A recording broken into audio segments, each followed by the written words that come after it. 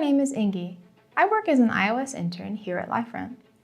In a moment, you'll be hearing from one of our favorite engineers on a few things he would like to impart to developers at the beginning of their iOS journey.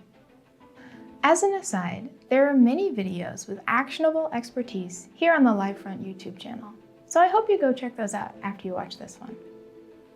All right, he should be finished with stand-up about now, so I'm gonna go get him. Be right back.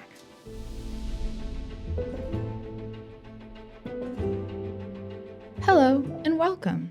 Here are my top 3 tips from me, Gandalf, to you, a young or young at heart Hobbit developer at the beginning of your iOS development quest. These tips are intended for beginner, intern, or associate developers who wish to deepen their understanding of the native iOS development toolset. First, I'll take you through how breakpoints can give us a microscopic view of how our app is running. Next, we will take a look at 3 basic keyboard shortcuts that will make your life easier. Third, we will learn how turning on one Xcode feature can help you to understand any given line of code in your project. At the end, I'll offer a bonus tip I learned many years ago from a young hobbit just like yourself. All right, before this road goes ever on and on, we better get started.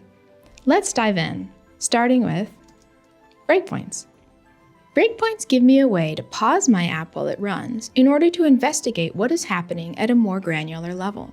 It's like gazing into a palantir, but actually useful. In this project, we want this run journey method to update these variables: PhotoPath, which is an empty array, and throwRing, a Boolean currently set to false. Run journey is called when our view model is initialized.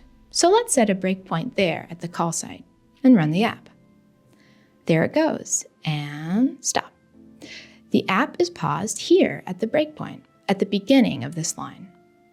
Let's come down to the debugger bar and use the Step Into button to peek into the run journey function and see how it's affecting our variables in real time.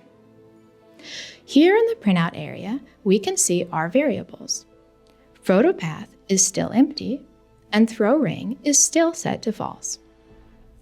Coming back up to the debugger bar, when I hit this Step Over button, the app runs up to the beginning of the next line. So, PhotoPath is still empty. Let's hit it again to run that line and see what happens. Our PhotoPath array now contains one location. If we continue stepping, running the app all the way through the end of our function, we can finally see that Frodo has reached all 3 locations and throwRing is updated to true. To run our app normally, we can simply hit the breakpoint flag again to deactivate it.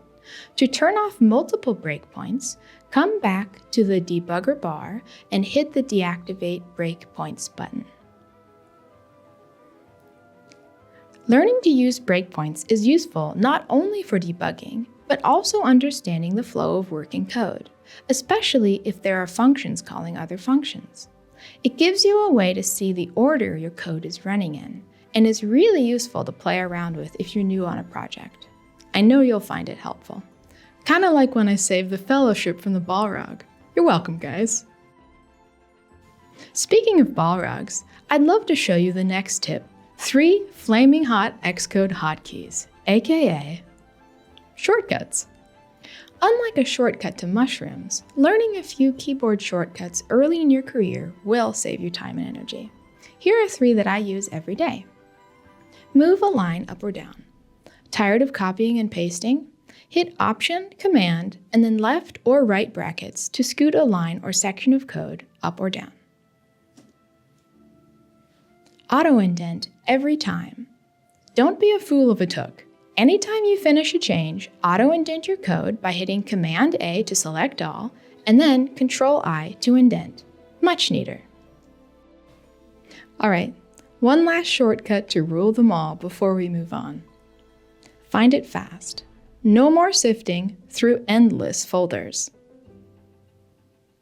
Quickly find and open a file by hitting Command-Shift-O, typing part of the name, and hit Enter to open.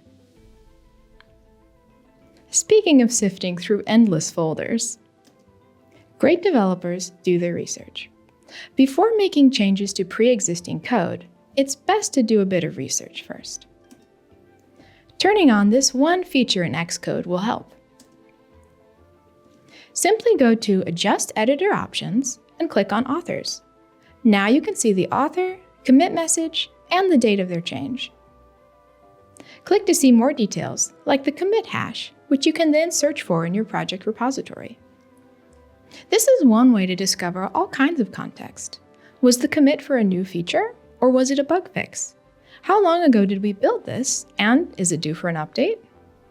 When digging for context, it's also smart to just ask the author themselves. Doing research like this will help you write informed, intentional, and ultimately more robust code.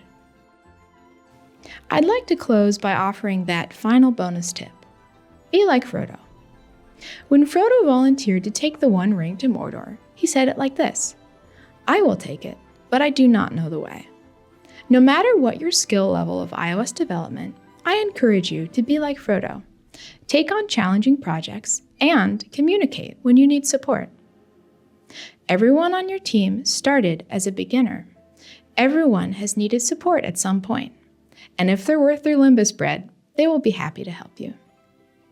Remember, all we have to decide is what to do with the team that is given to us. Thanks for joining me, and may the Force be with you.